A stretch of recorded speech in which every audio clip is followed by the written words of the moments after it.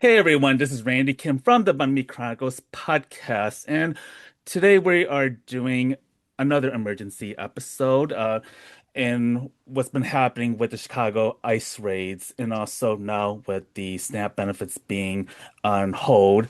And so I decided to bring in Grace Chan McKibben, who's been a friend of mine for the last several years, and she's a nonprofit leader in the Chinese American community. And also, she was very kind enough to also bring Andrew Frangos, who's been helping her with the rapid response on the ice wash. So, welcome, welcome, welcome. And I would like to, you know, have you be able to talk a little bit more about the work that you're doing so far in the Chicago Chinatown community. Yeah, maybe I'll start. I think that when we first heard about potential immigration, increase in immigration enforcement, even as early as the middle of December, I thought that it would be important to form a response team in the Chinatown Bridgeport community because a lot of the residents, being new immigrants or immigrants that are limited in English speaking, don't really know what's going on. So I think that's the impetus for starting the rapid response team that's connected with the general rapid response team that ICIR has been organizing. And the rapid response teams are not new. They actually started in during the first Trump administration with about 5 or 6 teams in different neighborhoods in Chicago, and also in the suburbs. And then this time, I think very quickly there were 10 or 12 teams that got formed, and then now there are several dozen in both the city and in the suburbs. And it's important because it's really neighbors watching out for each other. So even though we started out with a small team and it really grew organically because neighbors heard about it and want to have a way to participate to protect their neighbors. Hmm. And Andrew, how did you get involved with this work? Yeah, so I had worked with Grace and a couple other organizations around the Chinatown area on other organizing efforts over the years. And so I think it was around the summer that they pulled me in to see if I would help co-lead the team. Mm. And I had capacity at that time, and so yeah, got involved then. I Yeah. think I'd been trained earlier, and so there's a few organizations around the city that have been leading trainings that are open to the public. So I just wanted to give that context too. Yeah. And also with the Chinatown community, what was the original response when the first waves of ice raids were happening? What was in place at that time, and how have you been able to quickly respond to the constant movement of the ICE and federal government? Yeah, so as I said, the rapid response team actually had been in place since December, and then in January we had folks that are trained in all the rapid response team members have a two-part training.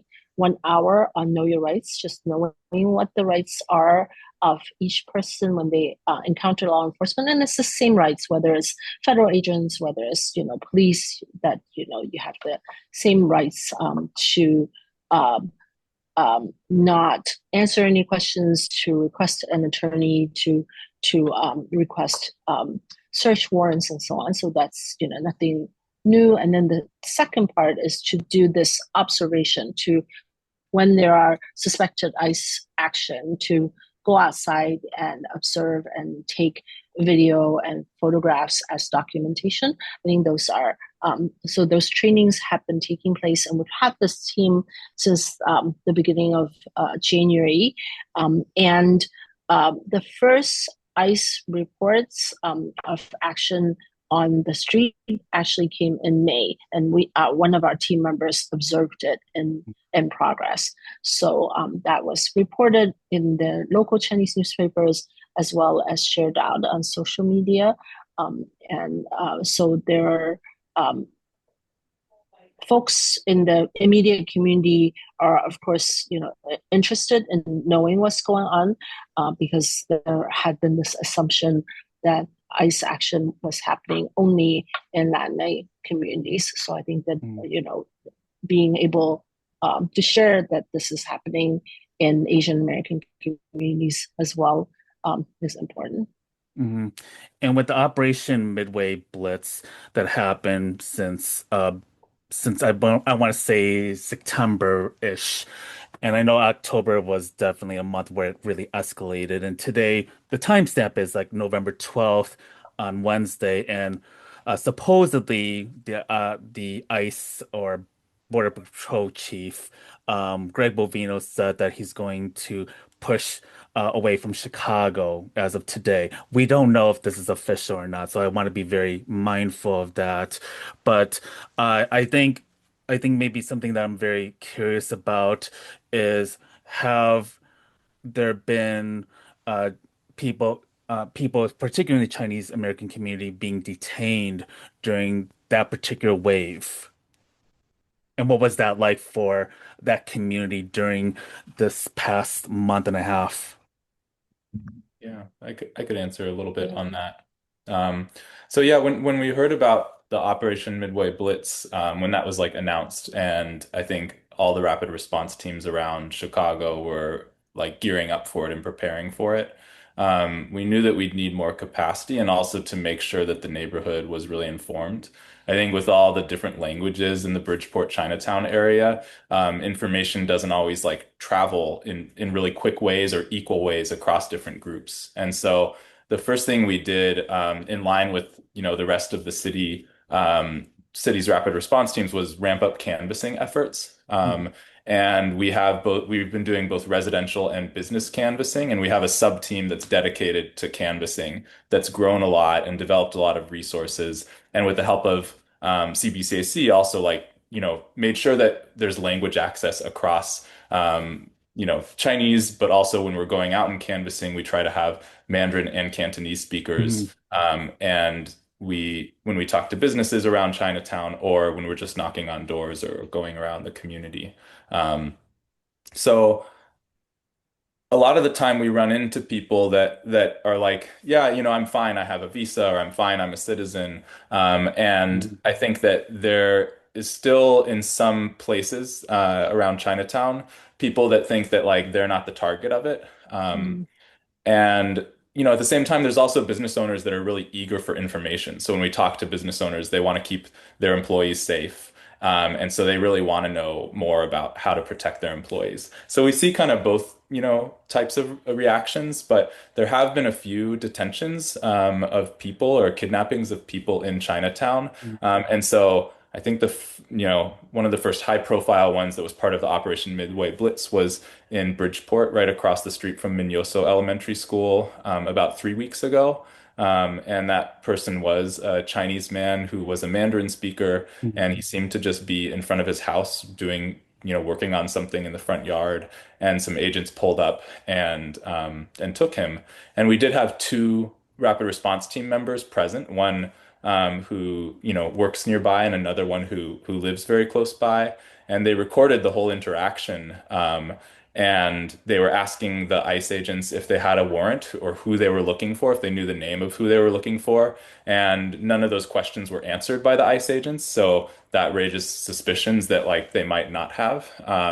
And they actually pushed one of the neighbors down, Mhm. during that interaction, and then took that man. And I believe I I want to check with Grace on this, but I believe that that person is still being held Mm-hmm. in Michigan at a detention Yes. center. Mm-hmm. And I think that that family had already been connected with the Chinese American Service League, Mhm. and so that organization has been connecting them to legal services and also other forms of support, because that was a family with a couple elementary school age children that was impacted by that. Mhm. Mm-hmm. Yeah. So I think that, the pattern that we've seen is similar, that the ICE agents seem to focus on one neighborhood for a couple of days or Mhm. a couple of neighborhoods for a couple of days and then move on to other neighborhoods. So we literally were able to see that there were two separate Bridgeport days in the course of the past few weeks, and they were very intense. The day that Andrew mentioned was particularly intense because there were reports of ICE being seen questioning people or arresting people at several different places within Bridgeport in a very short amount of time. So there's very intense activity between like about 10 a.m. and 3 p.m. Mm. With also with being in the Bridgeport and Armour Square neighborhood, there's also it's also closer to some of the Black and Latinx neighborhoods with Pilsen and Little Village, not far from Little Village, and Bridgeport and part of the South Side. I'm very curious, have you been in communication with Black and Latinx communities around the Chinatown that are near the Chinatown area? Yeah, definitely more with the Latinx community because, of the shared immigrant um, history and background. So, and also geographically. So Archer And Avenue, they've been right? targeted a lot as well. Hmm. So Yeah, they've had a lot of really intense activity both in right. on the southwest side and in the Hmm. Little Village and Pilsen areas. Yeah. For sure. Yeah. But I think in terms of communications, all the rapid response networks are linked. And so if there's a general announcement that came out, folks would then um, um, rebroadcast it within their own local groups for support, for local support. And because Chinatown and Bridgeport is along Archer Avenue, all the way to McKinley Park and Brighton Park, and then on the other side, close to Pilsen and Little Village, our team members have supported the rest of the Southwest side, and they have supported our team as well. So it's a pretty close connection. What Yeah. has, oh, sorry, go. I'd love to just add one thing there, which is that there all also are Latinx people and Black people who live in the greater, the Hmm. Bridgeport, Chinatown area. Yeah. And I think like, part of we have to view this type of work as like a chance to build, connections across our Hmm. community because that's kind Hmm. of the only upside to this is that Hmm. it's bringing people together in resistance. And I just want to say like I have a friend who's part of the Pilsen team, and the Pilsen team has like an open channel WhatsApp group just because they want to have a place where community concerns can be raised that they're aware of. Um, and there was one day about, sort of near the beginning of when the Operation Midway Blitz started, where there was a person in that public WhatsApp group who said, hey, this was a message in Spanish, and they were saying, I work at an elementary school in the Chinatown area, and I'm worried that the people around me, the Asian American people around me, don't know what's going on. So I'm wondering where I can get like good information so I'm aware of if there's ICE activity in the area, right? And to me, that sort of highlights just an issue when we have all these different language and cultural groups in one area that there are barriers between them. And so I thought it was really, something that we want to like work to change is that feeling of like someone being in the neighborhood and thinking people don't have their back, right? Just because they are a different racial identity or speak a different language.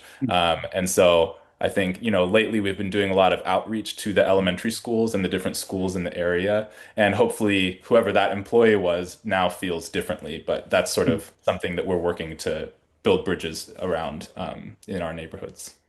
I'm curious That's about right. Mhm. I was just gonna ask you like I'm curious about the Asian-owned businesses too and organizations and what have they experienced with the ICE raids, with ICE agents, because oftentimes we have seen what ICE agents and CBP agents have gone through with Latinx businesses or Latino businesses and with Black-owned businesses or any people of color, any businesses owned by anyone of color. So I'm very curious of what that has interactions been like. Have they been targeting like employees?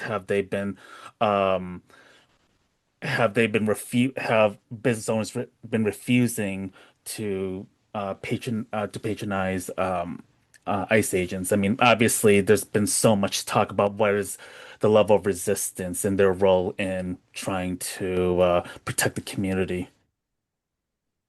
Yeah, we as part of the canvassing, we do we also do small business canvassing, talking to other business owners, and we have not heard about any businesses that have been targeted specifically by ICE agents, but there is definitely a lot of openness from the business owners to learn about what they should do Mhm. in case there are ICE agents present, and they are very open to receiving the information that's given to them, or um, talking about what it is that they should do. All of our information, we have information in English and Spanish and Chinese. So try to reach all of the businesses, because as Andrew said, like in Bridgeport, you have a mix of different racial groups, and not all the businesses are Asian. Mhm. Right. And there's a lot of businesses in that community overall that because we have learned from Little Village, from Pilsen, Albany Park, and many of the Latinx heavy neighborhoods, a lot of their businesses have suffered as a result. Foot traffic has been reduced significantly because you have CBP agents and ICE agents throwing tear gas. You have them like just coming in unmarked vehicles and being very rogue. I wonder about the impact that it has on the Chinatown community so far from what you've observed and what have you been told so far. Yeah, we definitely have heard from businesses that foot traffic has been down, particularly since Operation Midway Bliss has started in September. So September, there's a fall off in foot traffic to businesses in October, and all the way, the first few days of November definitely seem to be a lot of businesses reporting that they've lost people coming. Yeah. And I mean, given that we're so close to those neighborhoods, like I think usually I see a lot of people from those neighborhoods walking around Chinatown. And so, I have some friends that are undocumented, and I know for anyone who, even friends that are on visas, right? Anyone who has anything but US citizen, and some US citizens feel like they might be targeted too based on the way, based on their racial identity. Mhm. Um, so I think just for a lot of people right now, like going out is a little bit scary, Mhm. because sometimes there's reports of ICE agents, at L stations, and Mhm. sometimes you just don't know where they'll show up or where they might be stationed and things like that. So I imagine that is affecting business in a lot of neighborhoods, but particularly in this very immigrant-heavy part of Chicago. Mhm. What has the involvement of, and I know I have had this conversation with Alderman Byron Ciccio Lopez before, but I'm curious about what has Chicago Police Department and their involvement been in this community in the wake of these raids. Mm. Yeah. I think the role of CPD has always been very complicated, because even though um, they both Chicago police and Cook County police are not supposed to cooperate with ICE, what we've heard are some practices that may be a little marginally disruptive. So, for example, one of our rapid response team members works closely with the Chicago Ninth District Police um, District, which covers Chinatown, Bridgeport, all the way to McKinley Park, Brighton Park, um, and back of the yards. The Ninth District Police had told the police officers to ticket people that are driving erratically. And so the assumption was that, there are rapid responders and that are trying to follow ICE agents and so on, that the police would ticket them. And so our volunteer asked the police department, does it mean that they will also ticket ICE agents that are driving erratically?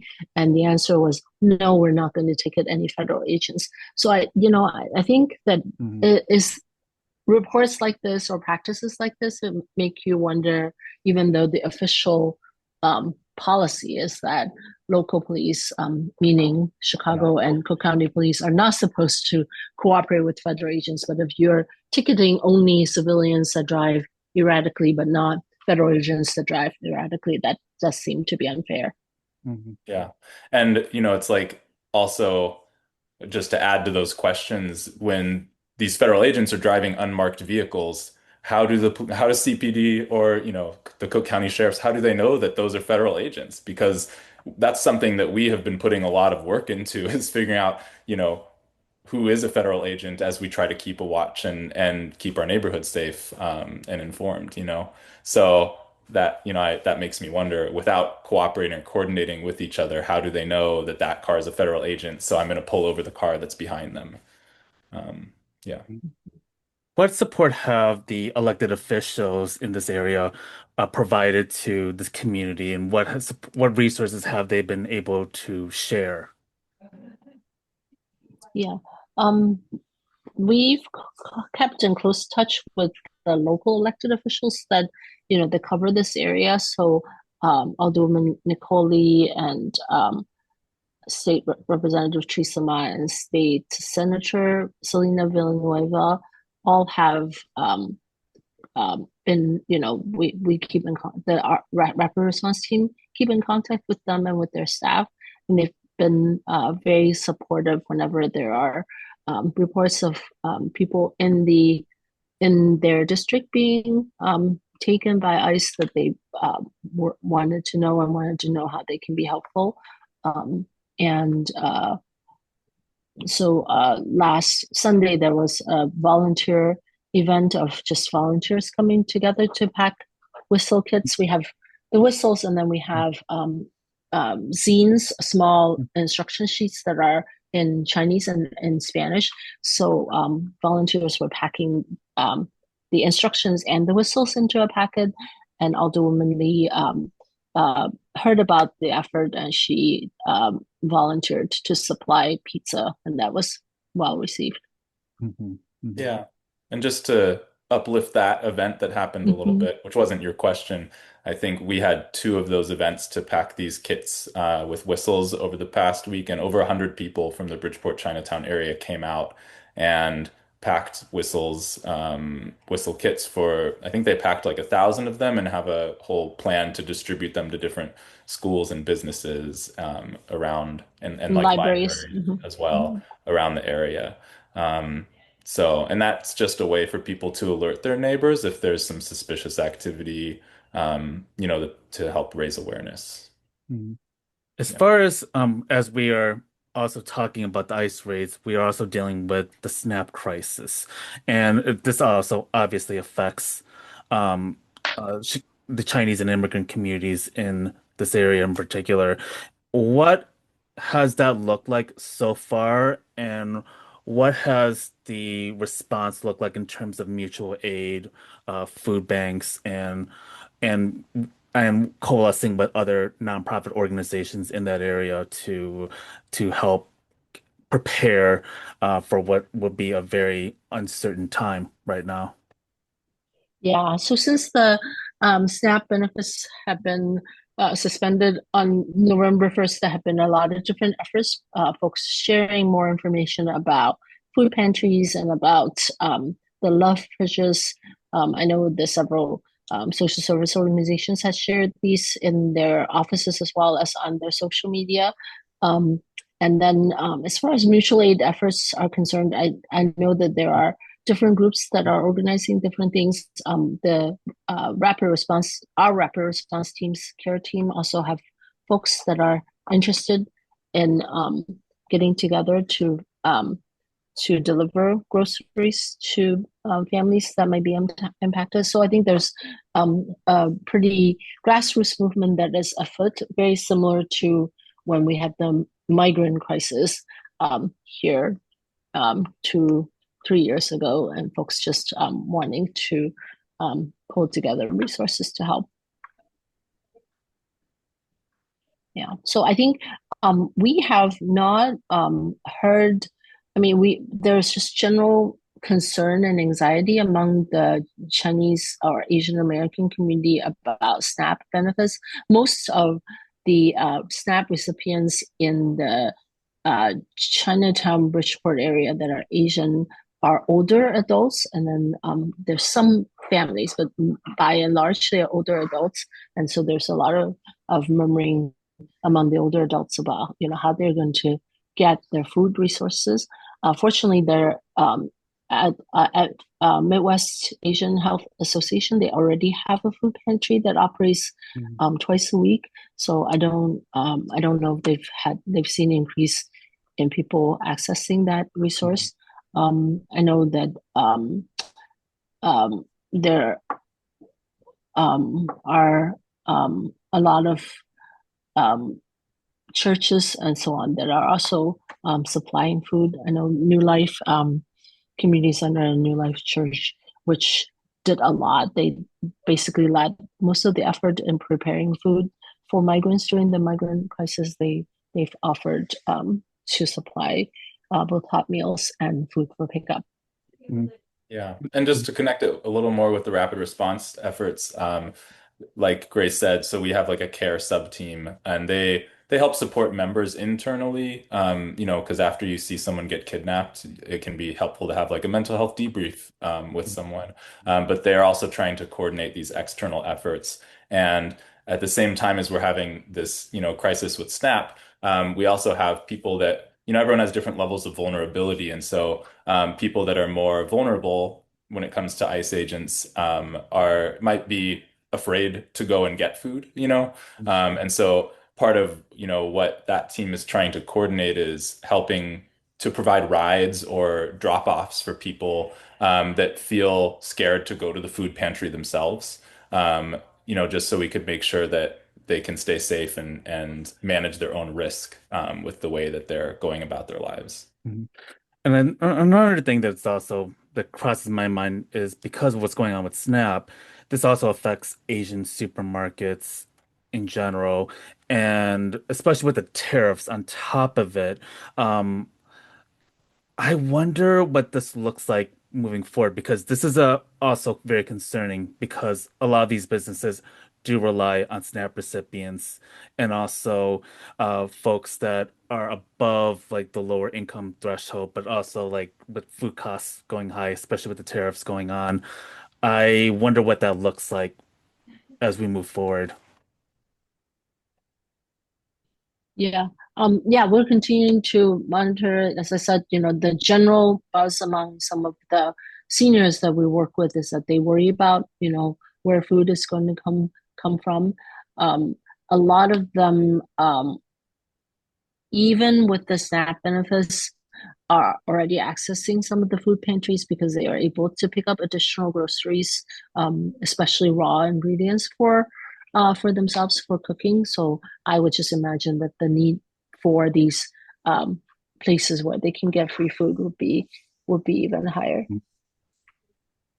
As far as this current administration has been doing, something that also sticks out to me is what the Asian American community went through, particularly with the anti-Asian violence that happened right after or during COVID, Mhm. during the first 2 years of COVID. And I wonder how much of what has happened in that past has carried over in terms of the infrastructure and how this will impact and how this current ice the current ice raids and SNAP benefits, how that's going to create newer challenges for the future to build better infrastructure. So I was maybe if we could take it back to like what happened with COVID and how this has kind of like been able to help in some ways create a more rapid response, or more of a robust rapid response network. Mm. Yeah. I think during COVID there was definitely a lot of needs for trying to get food to some of the older folks. So Chinese American Service League, for example, started delivering hot meals to senior housing buildings. I believe that has continued even after COVID. So that's one of the systems that had continued. And then this food pantry at Midwest Asian Health Association that I mentioned definitely grew out of the need that they saw during COVID for people to pick up fresh vegetables and fruit and staples like rice and so on from um, in order to cook for themselves because the grocery stores were closed. At that time, Chinese Christian Union Church organized weekly food pickup, and in order to have culturally appropriate food, um, um, CBCC and Poitok Center and Chinese Christian Union Church pulled together money to and then also solicited donations. from uh, some of the private companies in order to buy culturally appropriate food for some of the Asian seniors because the general food pantry offerings aren't always appropriate. The food pantry that is offered at Midwest Asian Health Association MAHA on Wednesdays and Thursdays every week is culturally appropriate. So they basically have a system with the Greater Chicago Food Depository where they would order particular items that they know Mhm. would appeal Mhm. to Chinese seniors, and then the seniors come in and instead of receiving a bag that's pre-packed, they actually come in and shop off the shelves, Mhm. so that they can say, oh, I want 5 apples and Mhm. 2 cans of peas and not some other stuff. So I think that's a very good service that had really grown out of the need that was seen during the pandemic. Yeah. I think I also just want to add that I think during that rise in anti-Asian violence, a lot of people were attending like,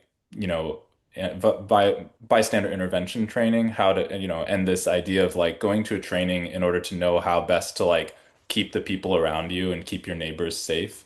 I think we saw a lot of people like going out to try to learn how to be better members of their community during the, aftermath of COVID and that rise of anti-Asian violence. And I think this is like another time where we're seeing that in a different context. So I think it's important to note the way that things are building upon each other and our communities getting stronger over time. And I think, like Grace said before, even this current effort for rapid response teams is learning from the Migra Watch efforts from the 2016 Trump Mm. administration. And those efforts learned from Cop Watch efforts in Mhm. Black neighborhoods that were also looking out for situations in which law enforcement might be violating rules and, not treating community members fairly or appropriately or enacting violence. And so Mhm. the connections across time, I think, are really important because those are the threads that help us move forward in Mhm. new ways. Mhm.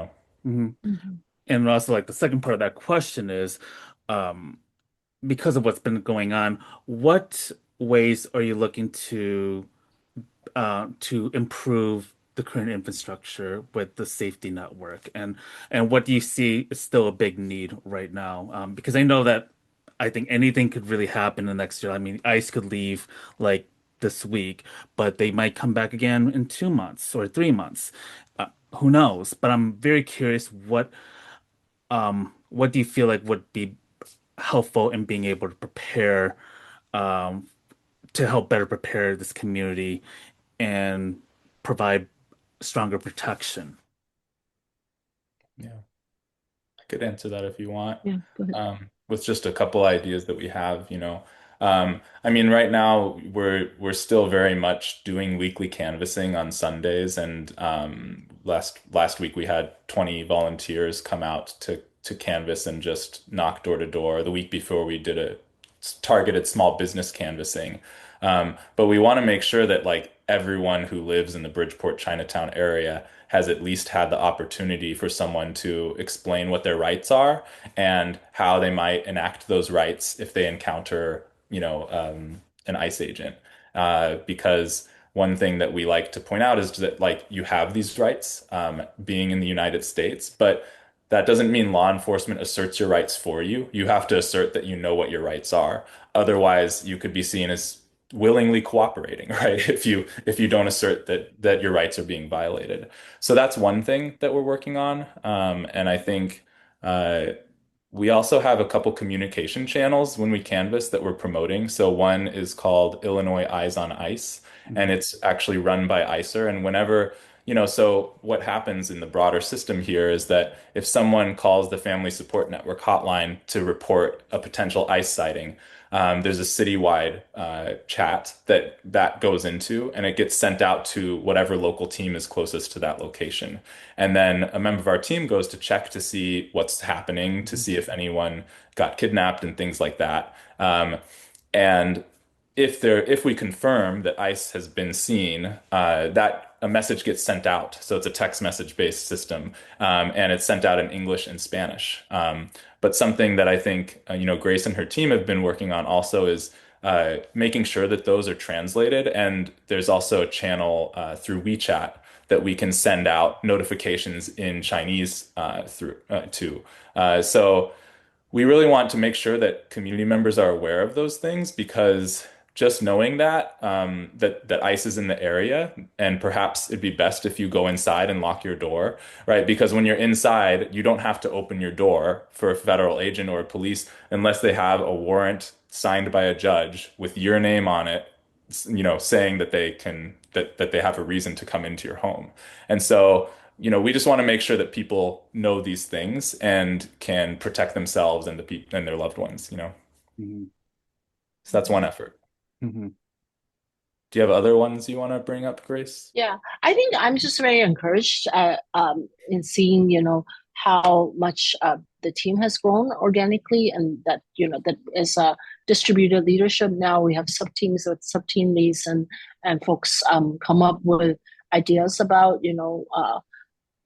what else to do to care for each other, and the canvassing or like Mhm. the whistle packing um, project was initiated by one of the team members who then was able to get access to the library to do the packing, and then they quickly ran out of space at the library, so they Mhm. ended up going to a community center across the street, right? So it's, stuff like that that is very encouraging, because as long as we have neighbors that would spontaneously come up with ways to care for each other, yeah, we have a team where we have a communication structure, we have ways to coordinate.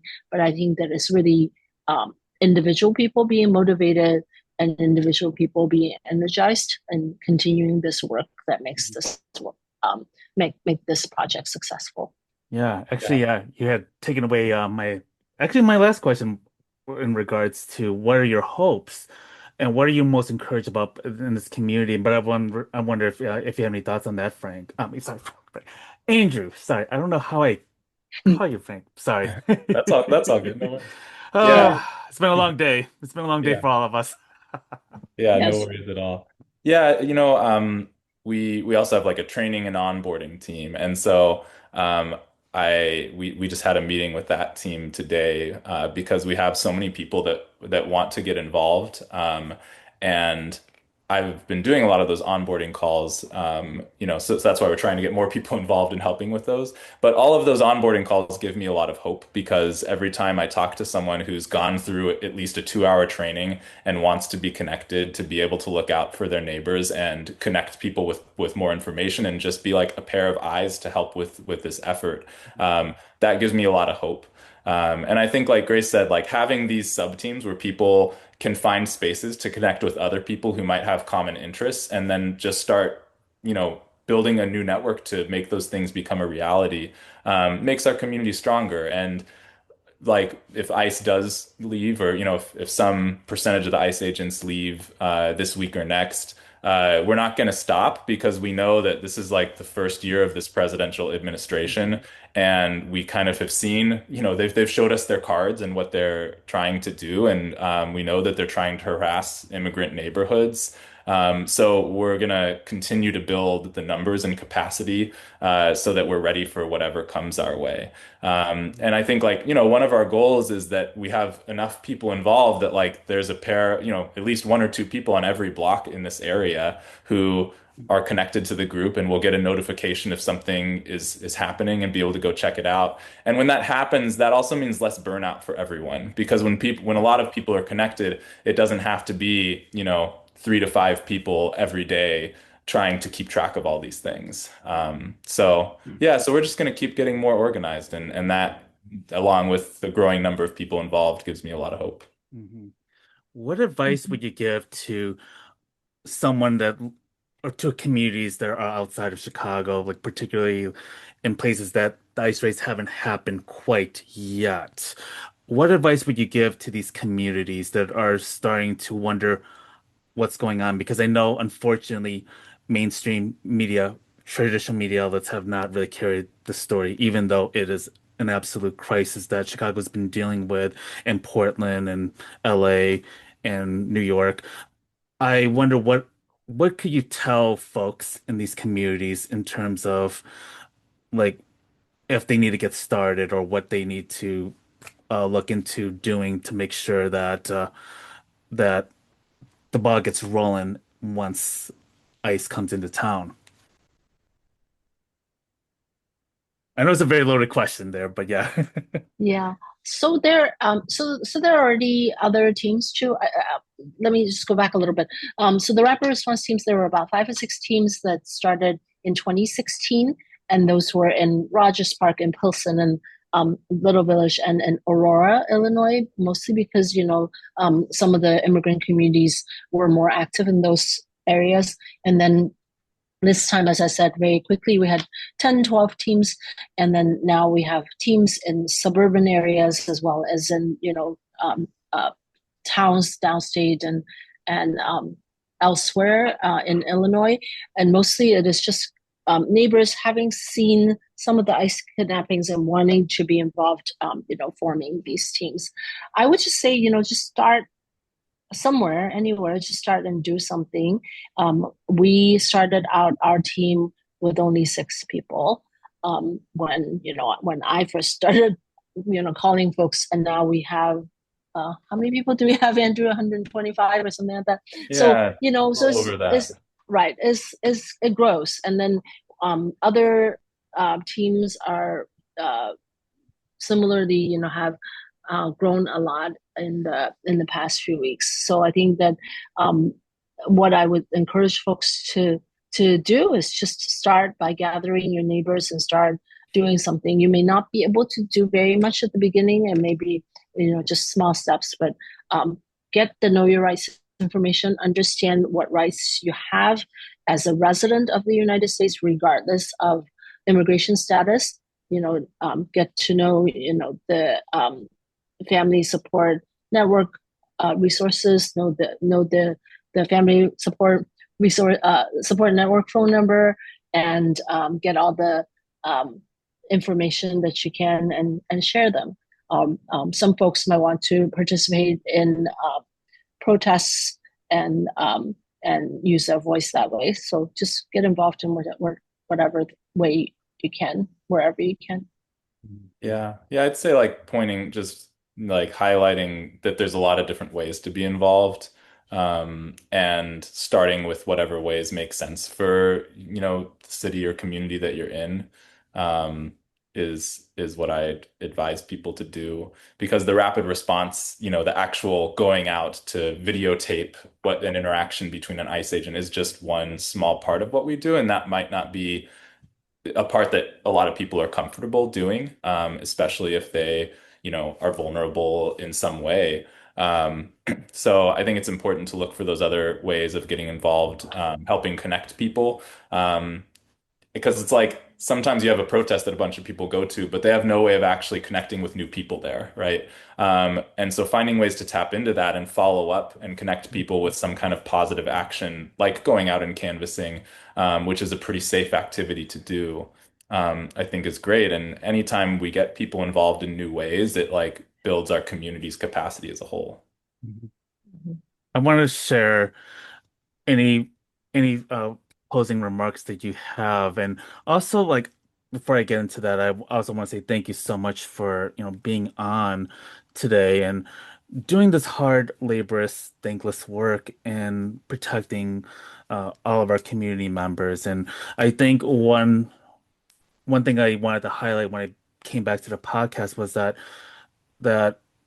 because of what we're not seeing in the traditional media outlets, it's so important for me to like showcase what is going on in Chicago and also in the surrounding areas, but also to show the resilience and the tenacity that Chicago has. This is a city that has been so civically engaged. I've known so many great folks in the nonprofit and grassroots communities, and I think that this is just another example of how resilient this community is in trying to do its best to protect communities at the most urgent of times. So I was wondering if there's any like closing remarks that you have or any suggestions or any lasting thoughts.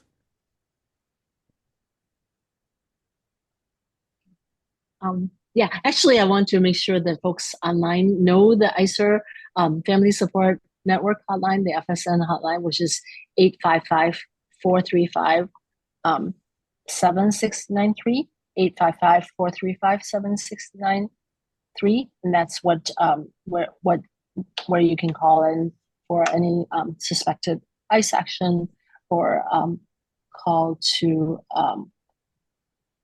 report any incidents. But yeah, as far as closing thoughts, I think, we had um, um, Chicago is a complex city with, a lot of big city problems that just like any city. But I think that what connects all of us is the desire to help one another and to work together. And I think that the closing thought that I would have is, keep doing that. Keep caring for each other, and that's what makes Chicago great. Yeah.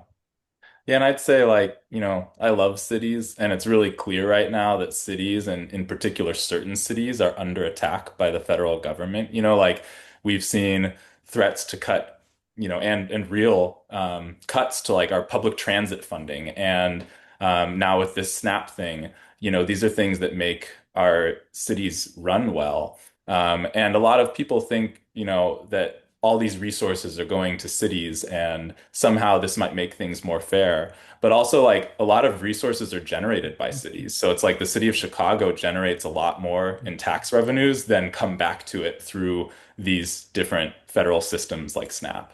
And so I just think that's like important to be aware of. And I think, like Grace was saying, like there are big city problems. We have so much diversity and so much density of different Mhm. types of people. And whenever you have differences, there's the possibility of divides, between groups forming. But like I think that, what I'm heartened by is just that these attacks on our neighborhoods are bringing people together in new ways to create connections across those divides, and that makes cities even more beautiful. And I think that's something that Chicago's really good at. And so we're just building upon that, work that I think has been going on for a long time. Mm. Yeah, thank you so much for your time. And also, I just want to say thank you once again for doing this incredible work. And I really hope that people who are listening are going to hopefully take something away from this episode. And yes, wishing you all the safety and abundance for you and the community. Yeah, thank you. Thanks for making space Thank for this you. Thank you, conversation and Randy. highlighting it.